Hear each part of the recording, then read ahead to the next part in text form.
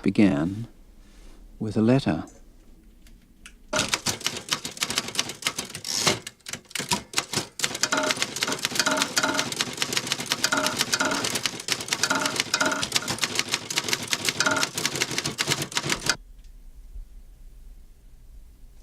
She has written 5 novels, 10 books of poetry, 2 of criticism, and 3 of short stories.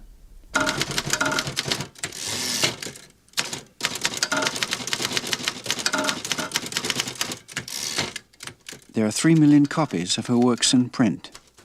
She's published in 17 countries. She's probably Canada's best-known writer.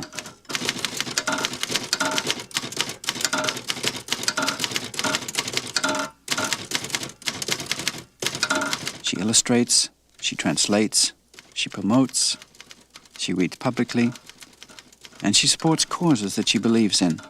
Those of women and Amnesty International are closest to her.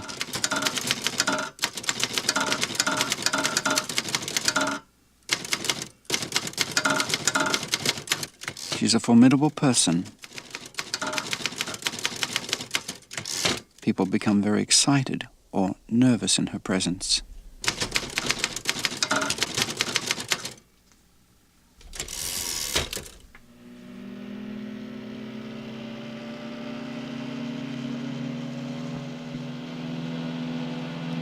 My letter led to this boat trip. We were to spend 5 days in August with her on the family island. Her family's been coming to this remote spot since she was a baby. Here she is doing the same trip with her mother and her brother Harold. This must be about 1942.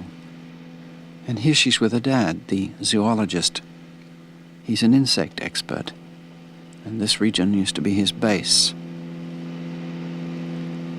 Years later, when the little girl became a writer, this was the setting of one of her best novels, Surfacing. It tells the story of a young woman who comes back to the family island to find her missing father. He may be drowned or mad in the bush. What does she find? I suppose you'd say that she finds herself. But what would we find? It was 5 days, not only with her, but with her family. With Graham Gibson, the writer she lives with, and father of their kid, Jess.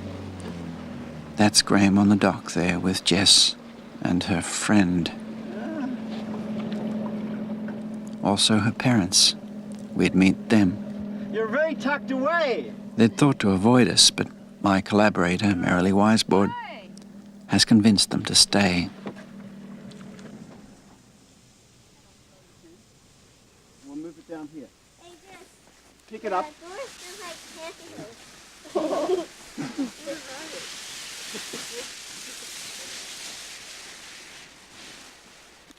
Now, you want to know how to Yeah, what should we do? comport yourselves. Well, the main thing is not to leave anything around that might attract bears, and that means that you burn any meat-type garbage or anything cooked, and any tin cans, you burn those out. And the rest of your food you either have in an airtight container or you put it apart from your tent somewhere. Okay, we'll do that. Now, we shouldn't have any real problem with bears here because it's an island, and they very seldom come here, but I wouldn't want to feel that you'd Brought the been first bear. gobbled up on my account. Okay, we can do all that. Thank you.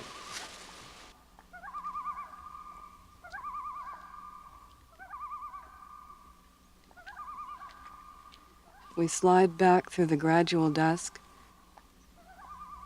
Loon voices in the distance.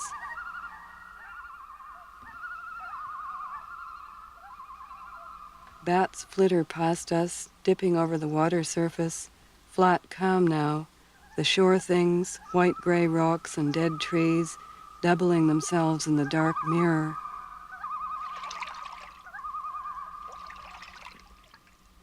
Around us, the illusion of infinite space, or of no space, ourselves and the obscure shore which it seems we could touch, the water between and absence.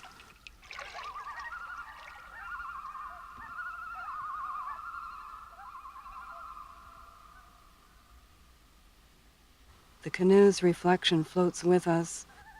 The paddles twin in the lake. It's like moving on air. Nothing beneath us holding us up. Suspended, we drift home.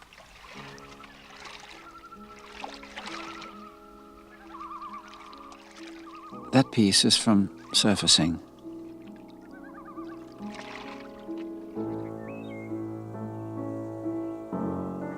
It's not surprising that that strange novel, so full of ghosts, should be uppermost in our minds. And not surprising that we would wonder if it was partly autobiographical. I'm no sophisticated critic, but a reader with a reader's questions. Well, Surfacing is fiction. So, I use settings, but that's not to be confused with using real people and things that have actually happened to those real people. Obviously, the fact that I've been around gardens like this all my life had something to do with Surfacing. When you were writing that, did you have this one in mind, or in particular? This one and the one before it and the one before that. We didn't always live right here. But gardens are, it seems, magical places for you. I love gardens. I just don't like doing all the work.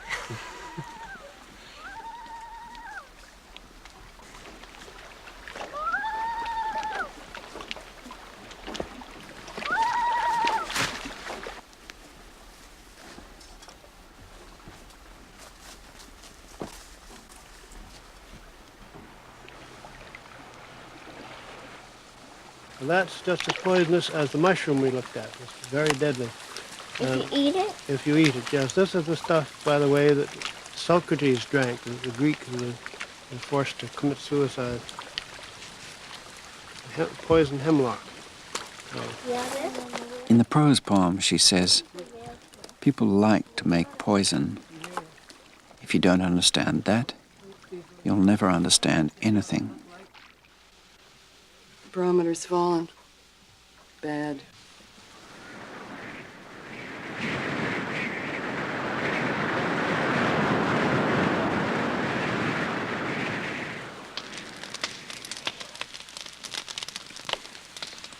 I find her really stiff in some ways, but she gave me a fantastic smile in the garden over there, which was nice. But when I started to talk about her work, I think she's very bored with talking about her work. I said she's ordinary, but what's not ordinary is the whole continuity and routine with her family and her parents, which Jess, her child, is now partaking of. The noon swim with her mum, the 5 o'clock swim with her mum, the canoe, her and Graham, mum and dad, the whole extended family. Lots of people have good relations with their parents. Not like that, not tied to the land. You don't think you're exaggerating a little?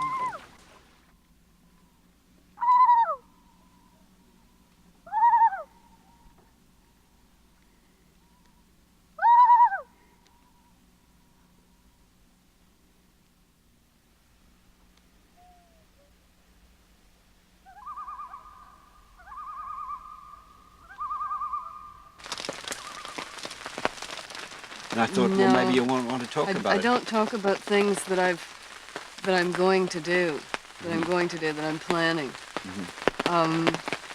I will talk about things that I have done. You were saying that the first draft of Surfacing was a disaster? It was pretty bad, yeah. Why?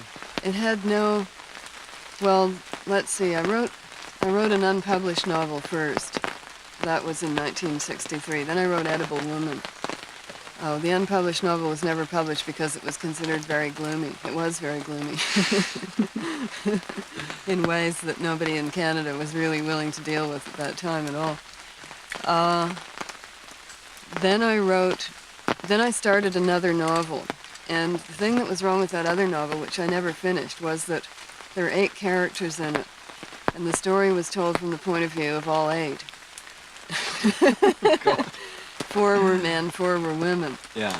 And Oh, I had it all plotted out. It's the only time I ever used filing cards, and I will never do it anymore because it didn't work for me.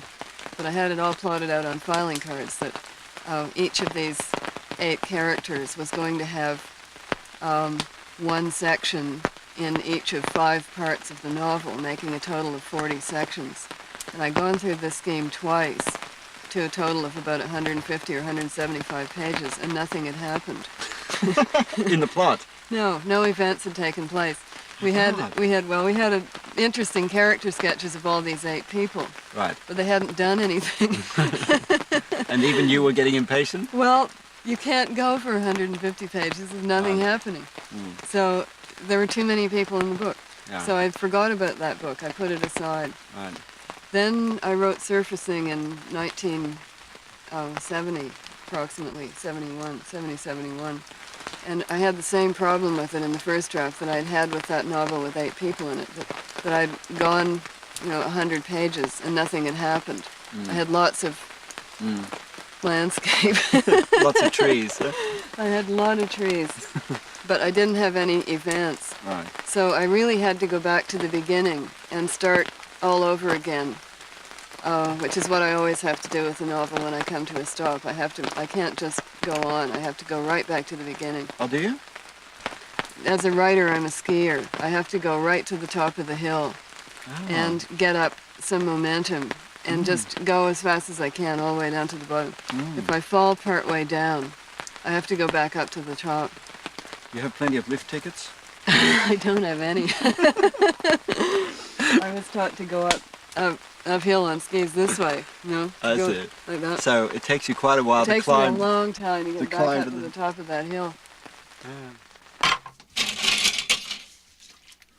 That's her brother Harold, the neurophysiologist, helping with the dishes. I was drinking in his words and smiling away, as conceited as a cock upon a wall, when all in a breath, back went his right hand over his shoulder, like this. Something sang like an arrow through the air, because he's thrown the knife, you see. I felt a blow, and then a sharp pang, and there I was, pinned by the shoulder to the mast. Did Niv gonna about there?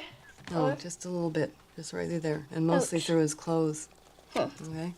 Like my ribbon here? Yeah, like your ribbon. Both my pistols went off, and both escaped out of my hands. He let go of them, because he was surprised by them going off, too. They did not fall alone. With a choked cry, Israel Hands loosed his grasp upon the shrouds and plunged headfirst into the water. How come? He shot him by mistake. Who did? Jim Hawkins shot Israel Hands by mistake. Okay, that's the end of that chapter. Okay? Please, more. What's the next one? It's interesting that she reads Treasure Island to Jess. About to down to, I know that she's very fond of 19th century writers. Right, down to there. Okay? Okay. Okay. Our captain stood on the quarter deck, and a fine little man was he. Overhaul, let your davit tackle fall, and lower your boats to sea, brave boys, and lower your boats to sea. The boats were lowered and the men aboard, while the whale stayed in plain view.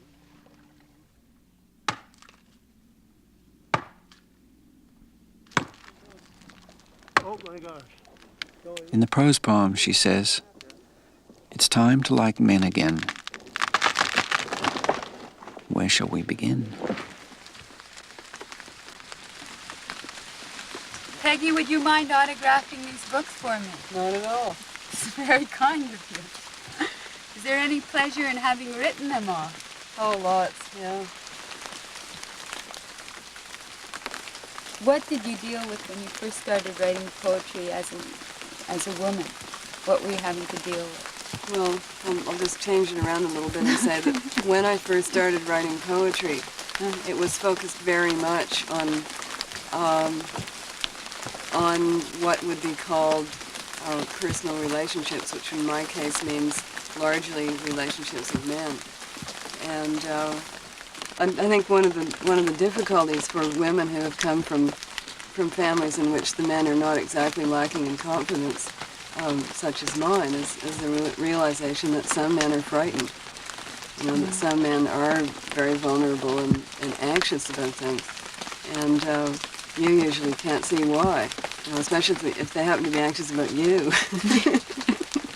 You can't see why they should be so anxious and shaky. Yeah. Well, you didn't come. Your family is not wimps. There aren't wimps in your family. They aren't noted for self-doubt. That was good for you. Well, it was fine for me because it meant that nothing I did was threatening to them. They just weren't threatened. I could do really whatever I liked. I certainly wasn't forced into the role of having to play female. Mm-hmm. I never had any doubts that I was a girl. Mm-hmm. But I didn't see girls as threatening to men. But what a shock for you when you started dating and going out, and there was this shock. There's this whole other world. What did I say? What am I supposed to say? And where did the circle game come from? Oh, that was later. That was college. That was college. By the time I got to university, I was into reading Beckett and Sartre and wearing long black stockings. I'm sure you remember all this. And then you had to be gloomy. And I wrote very gloomy poetry at that time. And I think I felt pretty gloomy too. I think the crunch had come. Mm-hmm. Well, I think by that time I was really serious about writing, and that was when I started to run into men who would say things like, "But why publish?" Or they would pay lip service to the writing, but really it would be something I was supposed to do in my spare time. Mm-hmm. And I think it was probably quite smart of me, or really it was chance and fate. It wasn't smart of me at all. I didn't get married until I was 27 the first time. I didn't meet Graham until I was already 30, which seems young to me now, but I had published 3 or 4 books. So he wasn't in for any big shock. And does that free you to be with a man separate, but with him in a way that wasn't before? Well, of course, it depends partly on having found a good stern paddler. Guy with a good J-stroke. Where does power politics fit into that? Power politics is a transitional period. It's pretty early. Yeah. And it's not this man. It's not this man. No, obviously not this man. No, I've been with this man now for, I think we counted up, and it was 12 or 13 years. Mm-hmm. So the poems "You Are Happy," those are Graham. Those are early Graham, if we wish to put it geologically. Pre and post Graham. The stratum, the geological stratum was early Graham, early Devonian. Barometer's rising. It's fair.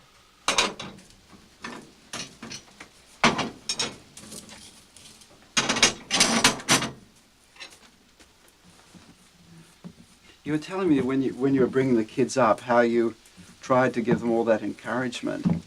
Yes, I can remember the first time Peggy made applesauce. I had to leave the kitchen. I couldn't bear to see the apples being destroyed. But you didn't tell her she was doing it the wrong way. Oh, heavens no. Don't do that sort of thing. She'd never make it again. Right. If you did that.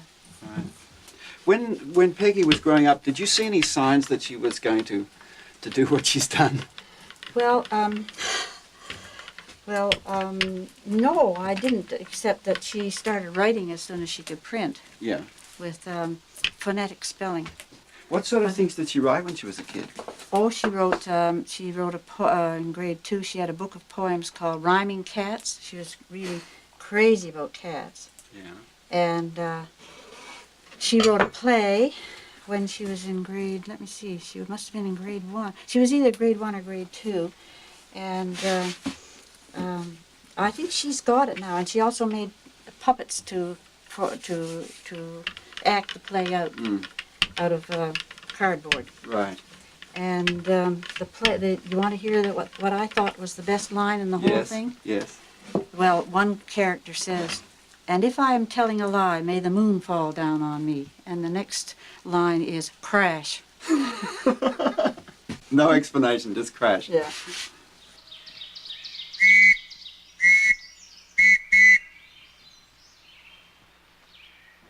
Very frustrating. They are all, Peggy, her mother and her father, not much like the characters in Surfacing. Seems like I'll have to abandon the idea of its being autobiographical. But wait, the little essays coming up certainly are. This is my father's section of the house. In my mother's, things are arranged on hooks and shelves in inviolable order. Cups, pots, plates, pans. This is not because my mother makes a fetish of housekeeping, but because she doesn't want to waste time on it. All her favorite recipes begin with the word quick. Less is more as far as she is concerned, and this means everything in its place.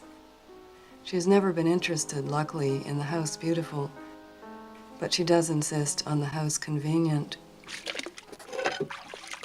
But surely heaven, there's no nail that can't be pulled out.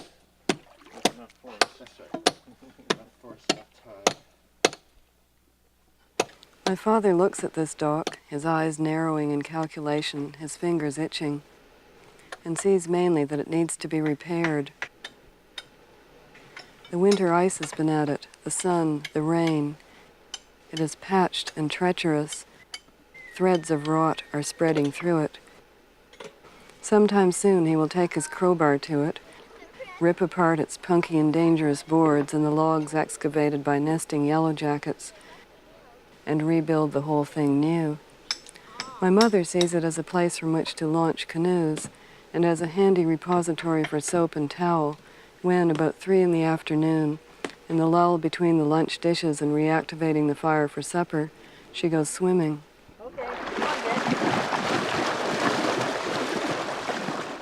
Into the gelid, heart-stoppingly cold water she wades, over the blackened pine needles lying on the sand and the waterlogged branches, over the shells of clams and the carapaces of crayfish, splashing the tops of her arms, until she finally plunges in and speeds outward on her back, her neck coming straight up out of the water like an otter's, her head in its white bathing cap encircled by an aureole of black flies, kicking up a small wake behind her and uttering cries of refreshing, refreshing. I was wondering, do you have any particular philosophy of bringing up kids? Well, justice, I think.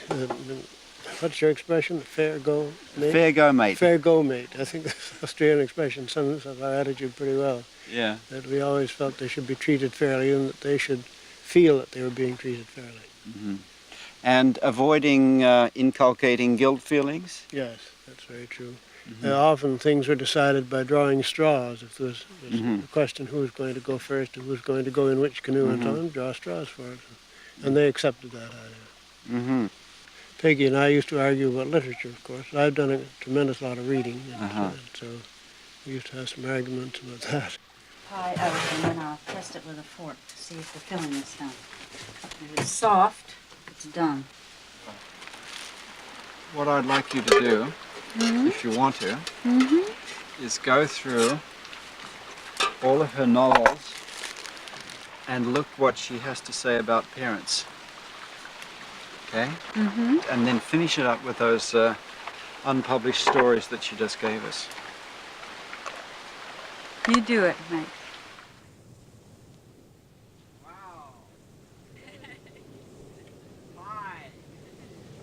For days now, I've wanted to ask her why her characters are often so cold, so trapped.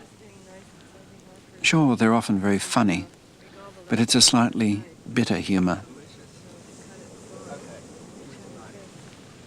I've wanted to ask her this, but haven't dared for fear that it would sound more critical than I mean. Theodore Reich. Theodore Reich. You see what it's called? Love and Lust? Yes, Yeah. Well, there's a lot of yours there. yes, Yeah. yes, Everything. I noticed that. Everything. I am hunting for patterns. I used the word pattern hunter, in fact, in a review that you wrote about Rider Haggard. It's a phrase I liked. And there are some patterns that are emerging in my mind. Well, By patterns, you mean recurring motifs that Yeah. add up to something of a significance. view of life. A view of life. All right. Yeah, the way you see life, and I'm even going so far as to say why you see it that way. And Well, I showed Marilee an article that said that in fact I have no view of life. So if you believe him, you're going to have to stop right here. I don't believe you. I think you have a very strong view of life because I see a lot of victims in your books. What I think is victims, and I can tell you if I why. hadn't written that book of criticism, nobody ever would have seen any of those things. I reckon I would have. Well, maybe. There's a sense of people who are like puppets, that there are others pulling the strings, or let's say society is pulling the strings. Which novel are you thinking of in All particular? of them, pretty much. Well, you see, I don't happen to agree with you about that. You can't really talk about characters and their real situations for me without talking also about what sex they happen to be. Right. Now, most of my characters are female characters. And in fact, for female characters in our society, glorious though that society may be in so many respects, I detect a hint of irony. choices are more limited. People don't usually mind it that the women kind of drift around because that's what they expect women to do. Right. They expect men to put on their Superman suits and go and jump off buildings and, be heroic. I shouldn't say everybody expects men to be like that. I think that men over a certain age have that feeling about male characters in books, even though they themselves may not have accomplished that. They feel that male characters in books somehow ought to, or they feel that male characters in books by women somehow ought to. Right. I rest know my that. case. But why does a woman who doesn't drift around, and in fact does so much, not write about women like herself sometimes?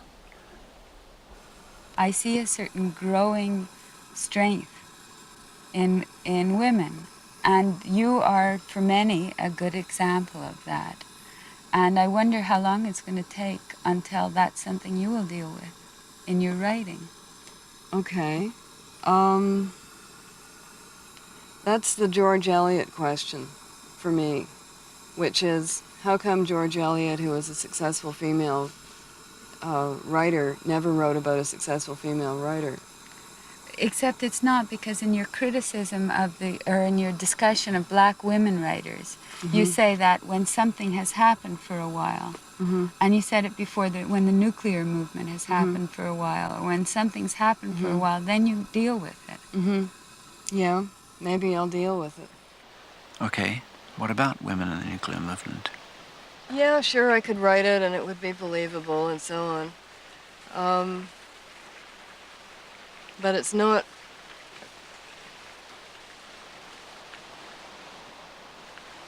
I think those are interesting questions, but they're not, in this country, they're not life and death questions in an immediate sense. I mean, I happen to believe that they are life and death questions. Sure, we're all going to be blown up, that's true. But in a way, that's such a huge event that, as many people have said, it's very hard to get your mind around it in any everyday way. In fact, I have written a short story about it. It's coming out this fall. Oh, yeah? But I think that's one reason that people are so drawn to places like Latin America, because it seems so simple. It seems so simple and dramatic, and that you could, quotes, write a story about it that wouldn't have, quotes, a lot of interiorization in it, blah, blah, blah. But that doesn't happen to be our war.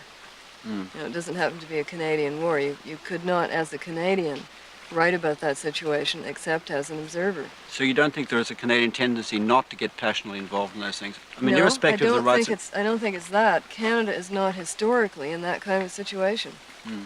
Many consider that lucky. I do. Why wish upon yourself a terrible civil war that kills off thousands of people? In order to find your identity. In order to give you a good story as a writer. I mean, that would be totally selfish and disgusting as well.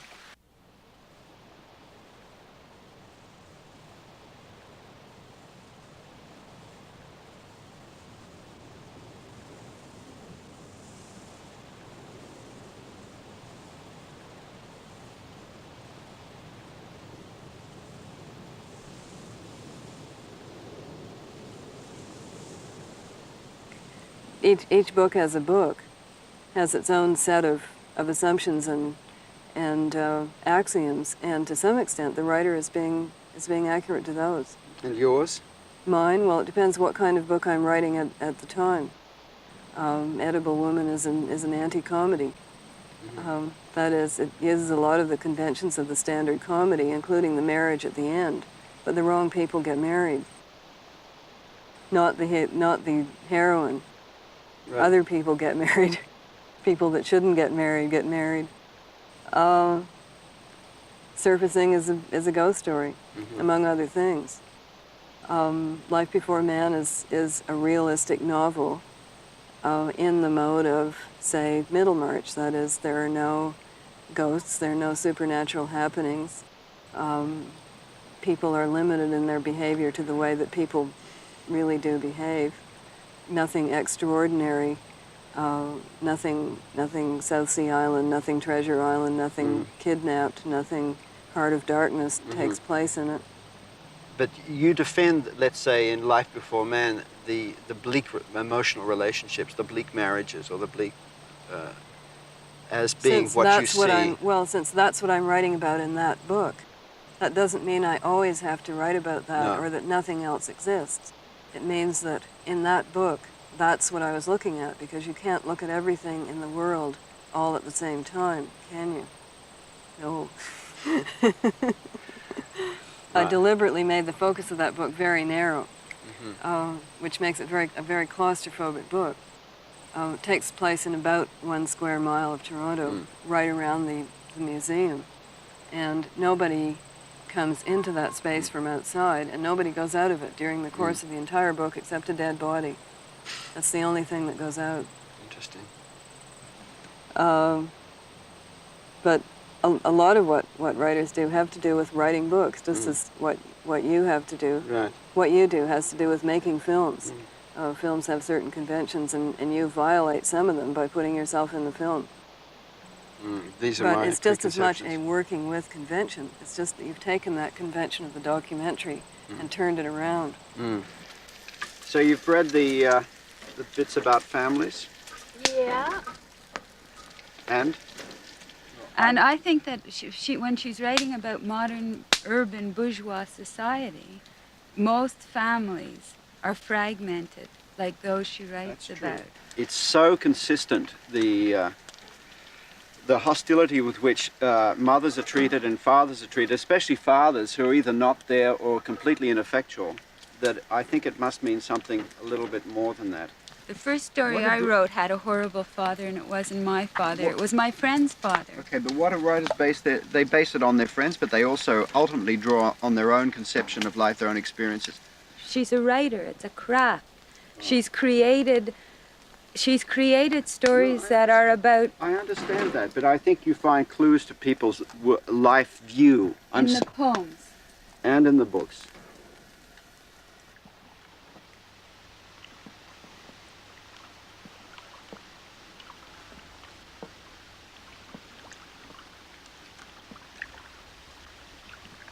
Watch out for stumps. Okay.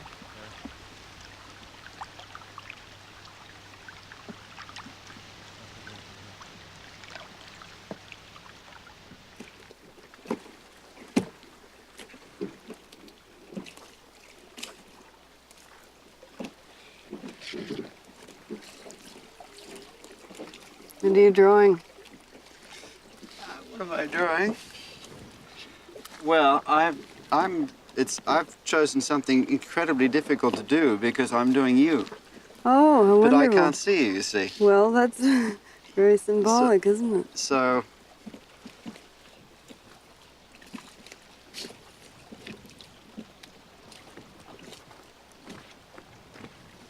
but a writer's inspiration comes from somewhere. And it really puzzles me that I mean, that quality that you're finding about the families not getting on together isn't in the poetry, for instance. yes, Is it? but nor are families in the poetry that Right. much. They're not. No. Who was it who said that all happy families are the same, but each unhappy family is unhappy in a different way? I don't believe that all happy families are the same, but if you're writing a novel, and that's a different thing from writing autobiography. Right. No, I understand that. And if you're writing a novel with a central character who has to, for instance, confront society, Right. or be in an isolated situation, act separately, act as a single person. Right. If you gave such a character a happy, supportive family, you can see, well, Tom Jones, for instance. If Tom Jones had known who his father was all along, you wouldn't have had a story, Yeah. would you? No. If Pip hadn't been an orphan, you wouldn't have had a story.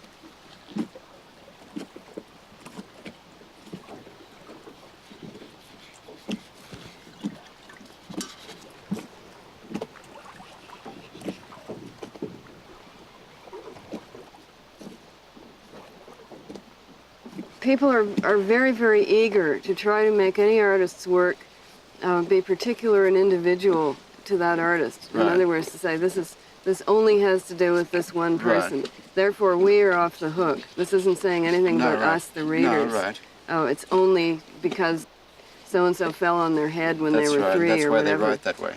And that's why they write that way, and therefore we don't have to pay any attention to it. But it doesn't necessarily follow. Yes, but that's what that kind of criticism is for. The kind of criticism that is entirely biographical and interprets everything, therefore, in terms of the individual's biography. And says, you know, none of the comments about society in it really apply because this person has this view because they were traumatized in childhood.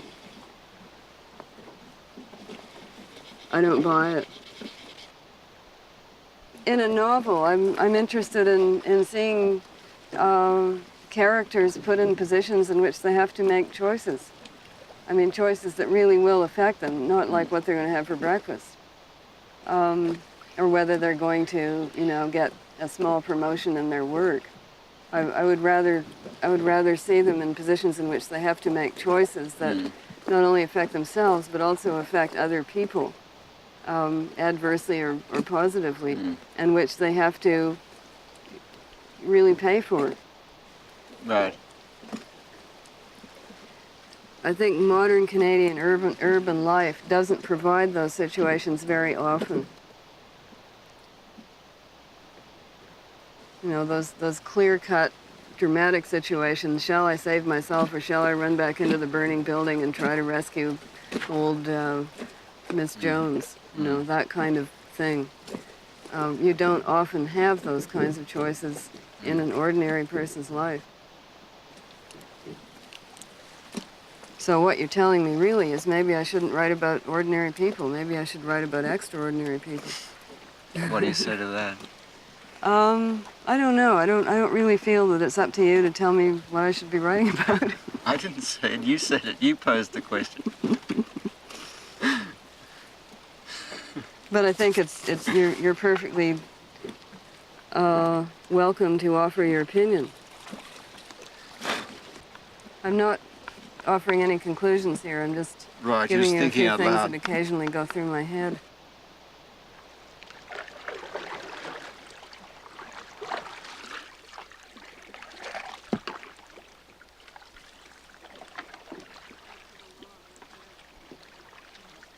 Admitting a certain defeat, we turned the film equipment over to the Atwoods. They could go ahead and make their own portrait. There. Who is this woman? That's the topic. Well, that woman is my daughter, and she's incognito. Harold. Harold, would you come over? One last Okay. And who is this woman? You've got me. Who is this woman, Evan? My aunt. This woman is the head of the Ku Klux Klan, masquerading as Margret Atwood.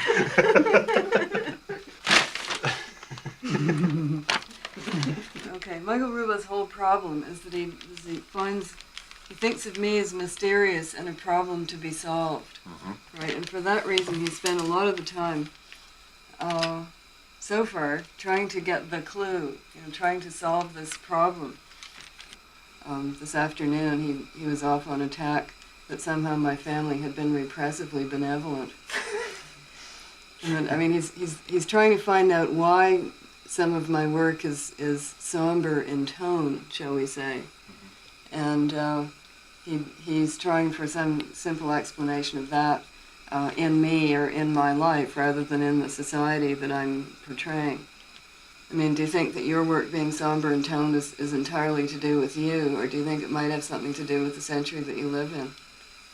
I'm surprised when literature isn't somber in tone. Yes, there you are. But does your surprise come because somebody dropped you on your head when you were 3? Or because that's what you see when you look around? It's what you see. But do you see it that way because of something in you or because it's really there? Well, because it's there. I rest my case. It's a somewhat biased courtroom. Of course, I suppose anybody's going to say that, aren't they? Yeah.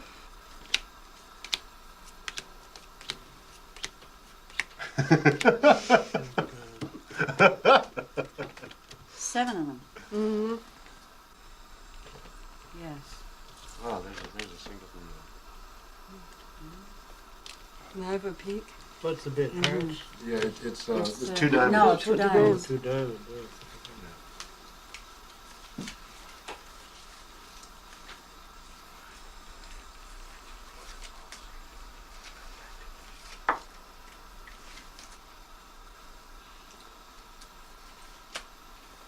I'll bet 1 club.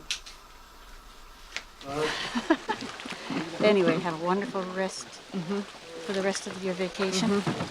And we'll see you possibly, I hope. Are you getting into the boat right now? Well, I'm waiting for Harold. Is that you're on? going with them. I think something that shocked me when I was younger was going out into the world and realizing that very few parents were as benevolent towards their children as mine were, and it still does shock me to hear these stories of what parents have done to their children, or bizarre behavior of parents, or parents attempting to mold their children, or disinheriting their children, or being mean to their children, or being hypercritical of their children. I don't really know why they do it. It's a mysterious area to me, which is, I suppose, why I write about it. And it bothers you? Well, it bothers me as a problem, It also bothers me when I hear about it because I feel that the children have not been treated right, of course. But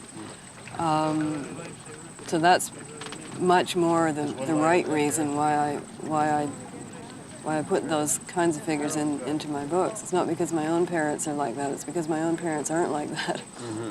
That was the puzzle to me, that somebody who'd been so well looked after should then turn around and go zap society and produce all of these monstrous people. See, we would have to be more specific about the books. And when you go through them, well, there's Life Before Man, in which the parents are write-offs. I mean, they're pretty much gone. And the bad parent figure is an aunt who is in fact pretty closely based on the aunt of somebody that I knew. I don't usually use real people, but this one happened to be dead, and I asked permission from the niece, and I said, can I use your aunt? Because she told me these awful stories about this woman and how she was treated by her as a child. And she said, go ahead, she might as well be useful for something. And in fact, I had to tone that aunt down. She was much worse in real life, but she was so bad that she was unbelievable. Do you know what I mean? She's pretty Dickensian as it is, but if I had put in everything I knew about her, she would have been just off the map. But let's set it up. Okay, her parents are dismissed in a page. The ones in Surfacing are benevolent but dead. Yes, but we're not. You couldn't talk to them though, because the ones in Lady Oracle are definitely unsatisfactory. Right. The mother is quite mean, right, and unhappy and dissatisfied, and the father is just a non-participant. He doesn't really, he kind of absents himself. And in bodily harm? Bodily harm, They're the not parents very- are untouching. Right. It's that curious southern Ontario and probably possibly trans-Canadian habit of just not touching other people a lot. This body space, you know, it's always quite... And in fact, I met someone recently who says that her parents never touched her at all. She can't ever remember having been touched by her parents when she was growing up. They didn't have fights. They didn't touch each other either, to her knowledge. They must have at some point because she was there. But it was just this kind of plexiglass container that everybody was supposed to walk around in. But you can see how one could be puzzled. I mean, it adds up to a bleak cast of characters. Well, No? look at the statistics, Michael. Bye, Grandma. Bye-bye.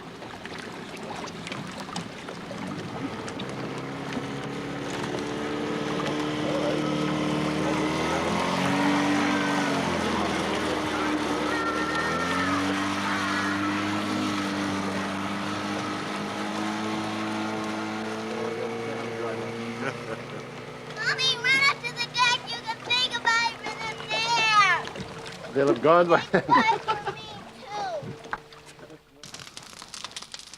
too. Please pass the bag of marshmallows. Can I do Michael's? When somebody is really, really freaked out by me in the evil stepmother direction, it's usually a man. I think people in general, men as well as women, expect more from women artists in the area of their behavior. In other words, we still want them to be good mothers, whether they're mothers or not. We still want them to be seen as kindly and benevolent, because the idea of an evil mother, you know, or let's put it another way, a woman who is not soft and feminine, is frightening to both sexes. You know, that's our mother. It might be our mother dealing in this sinister imagery. Do you think that's part of the difficulty that Mike's having with you in terms of this mystery he's trying to find? In honesty, no. What do you? I don't feel that Michael is freaked out in that particular way. I don't think he thinks I'm an evil person. I don't think he finds me threatening or vampiristic or Medusa-like or any of those things. He wants to see artists as people who are complex and haunted, you know, by something or other, and he wants to find out what I'm haunted by. And I think he's come to the conclusion that it's probably not my family. Are you haunted? Well, I mean, is that if you were what to? is haunted? What is haunted? I think he wants to know what drives me on, what makes me do the work. The easy answer to that is that I write because I'm a writer. However, here's a clue for Michael. The influences on my novel writing were very much 19th century English, and my idea of what the novel was doing came more from people like Dickens than from people like Samuel Beckett, for instance. I do see the novel as an interaction with the society. But do you think of yourself, if you'd have to choose between haunted and unhaunted, do you think of yourself as haunted? Sometimes, on some days, I sit and I look at what I'm writing and I think, how can I be writing this? You know, this is dreadful, it's appalling, I don't mean bad stylistically, but it's horrifying. And sure, I have the same questions that Michael has. Where does it come from? Well, for me it comes from what I'm looking at. The point is, I suppose, why I'm looking at that, but these days I don't see how you can avoid it.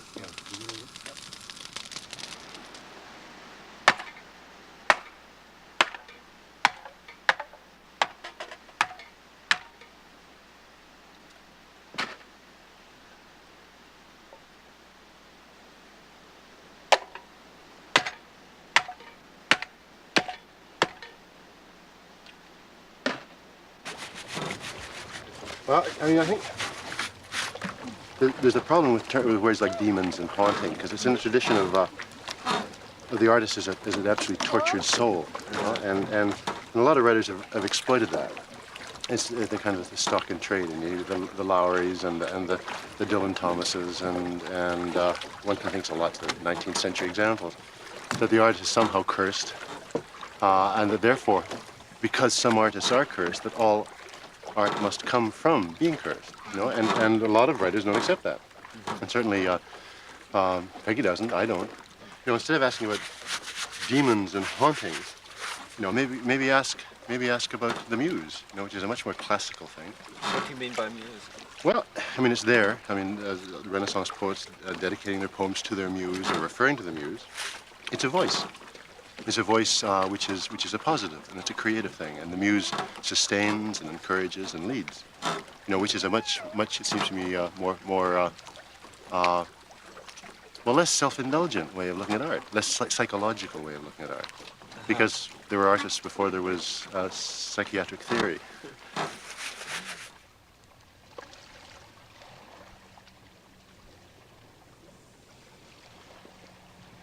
So I asked her if she had a muse. So if you asked the same question, if you asked yourself the same question. Oh, yes. Mm-hmm. And? Yes, I would say I did have one, but only for poetry. Mm. And is it male or female? It's female. It's female? Mm. And does it have a shape or form? Or? Old. It's an old? Old. An old woman? Mm. Ah. Mm.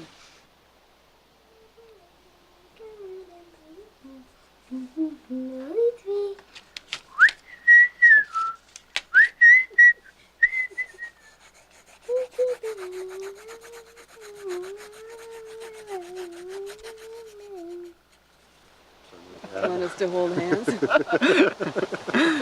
Is parenting done equally? I hate that word, but... Parenting isn't a job, it's a condition of the universe. It depends very much on the stage of the child's development, too. I mean, because children tend to go from one to the other. And mostly the mother, very strongly mummies are important when they're young. Mm. How did you meet, and was it instant attraction? No. We met at a party for Milton Acorn in 1971, I think. No, could it have been 1970? An alternative Governor General's Award because he hadn't won it. Mm. And so it was, someone dubbed it the People's Governor General's Award for the People's Poet. Ah. So we were both there, and we had both not won the Governor General's Award that year, which was for 1969, and I had thought that Graham's book, Five Legs, was very good, and said that I thought that possibly he ought to have won it. Mm. Which was absolutely compelling to me, of course, because yes. here she arrives at no flattery intended. It was just the kind of remark one makes. This noisy party at Grossman's in Toronto, and she told me she thought that my book should have won the Governor General's Award, when hers was one of the three. And conversely, you said. So no, he didn't. No. I said, my goodness, I had forgotten. I said I was overcome, Peggy, as I so frequently am. He melted into the crowd, and I melted out of the party. That's right. You told me that he never knows what you're doing. Do you know what he's doing? Mm-hmm. Yeah. How does that come about? I have, on 3 different occasions, shown versions of a work to other people, and not known or not accepted that it was as bad as secretly I knew it was. I had to somehow show it to somebody else. And in each case, it was disastrous. I mean, I shouldn't have done it. What and I won't do it again. In this particular case? She case? told the truth. Yeah. And that I wasn't. I mean, I felt she overstated it rather, but. But I ought to have said no. Yes, and you will say no the next time. I certainly will. But there won't be a next time. Because I don't think that the person that you're living with, or indeed any member of your family, ought to be put on the spot like that. I mean, all they ought to be saying to you is, "You're wonderful." Right. You know, you're absolutely superlative, and have a cup of tea. And if you have a headache, lie down and have a rest. And I'll rub your feet. But apart from that, they should not make any comment on your work. I think that was one of the loveliest things about my mother. I mean, no matter what you did, she would always say it was wonderful.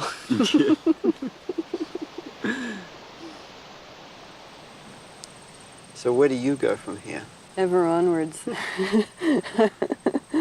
You catch me at a moment at which I'm trying to figure out where I am going from here. So I can't really tell you. If I had started a novel, I would say, well, I'm going to finish this novel. But in fact, I have 3 possible novels, and I haven't decided which to start. So all I can say is that I will hang around until it becomes clear to me which one of these I should be writing, and then I will write it. You're waiting for a sign? I'm just waiting for that moment at which you decide this is the one. You mean, am I waiting for Big Thumb to come out of heaven? That's you. No, I'm not waiting for that. You worried about this? Wouldn't you be worried about this if it were you? I never answered the question. I left the island. I knew that for the most part she had eluded us. Yet that is her right.